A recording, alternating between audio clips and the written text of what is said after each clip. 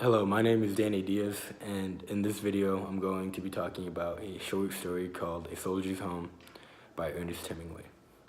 This story is about a young soldier returning home from World War I, and the soldier's name is Harold Krebs. Before we get into the analysis of the story, let's talk a little about the author, Ernest Hemingway. Hemingway was born July 21st, 1899, and he eventually died July 2nd, 1961. He was born in the state of Illinois and enlisted in the military at the year of 1918. He went overseas to Italy to join the Italian army and was an ambulance driver. Eventually, for his courage, he ended up earning an Italian silver medal of bravery. But during his time in the war, he was injured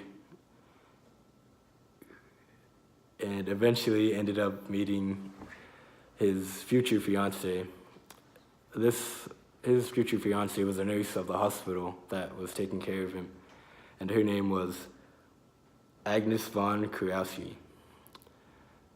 Although they're soon to get married, Agnes ended up leaving Hemingway for another man.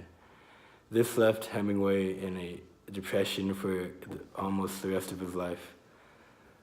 But although it left him in a deep depression, it did inspire many stories, including this one. Hemingway returned home alone at the young age of 20. This is probably what Harold, his character of Soldier's Home, is based off of. Harold Krebs is a young man returning home from World War I. Although he's returning home, home no longer feels like home. Everything has stayed the same, but to Harold, nothing is the same. He also comes home expecting to be praised since he is a soldier returning home. But unfortunately for Harold, he returned home a few years later than the rest of the soldiers. So by now, all the parades, all the celebration, all the praising for returning soldiers has already been well done. Well, it's well over with by this point. So even when Harold wants, he openly has to confront people to acknowledge that he's a soldier.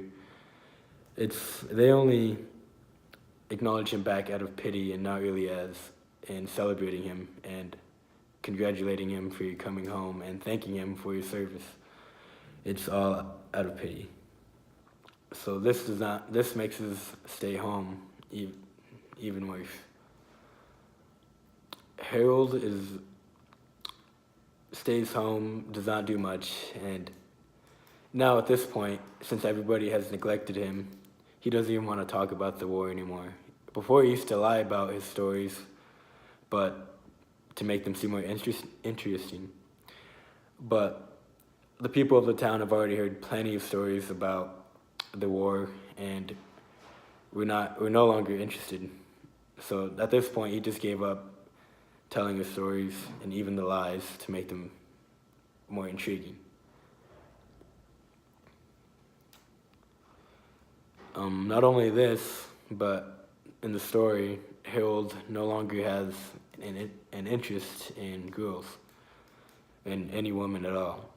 And multiple times he says he does not mind looking at them and admiring them, but not for any intimacy or intimate reasons.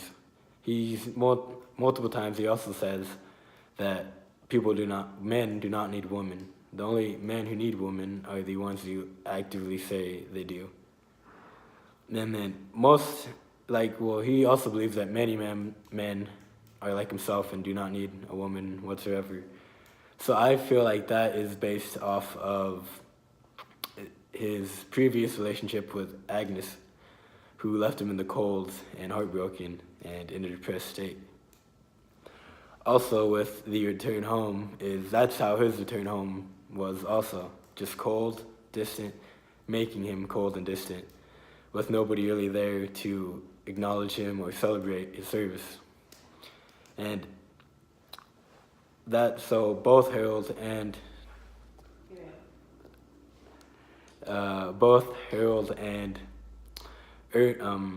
Ernest have a similar story. Both end up becoming really cold and isolated, and a good example of that is in A Soldier's Home, is when Harold Krebs tells his own mother that he no longer loves her and he no longer loves anyone, anything, and he won't for probably the rest of his life. So that alone showed Hemingway's mindset and where his mind was at after the war. Sadly, Hemingway eventually went on to commit suicide on July 21st, 1899, which was the day he died.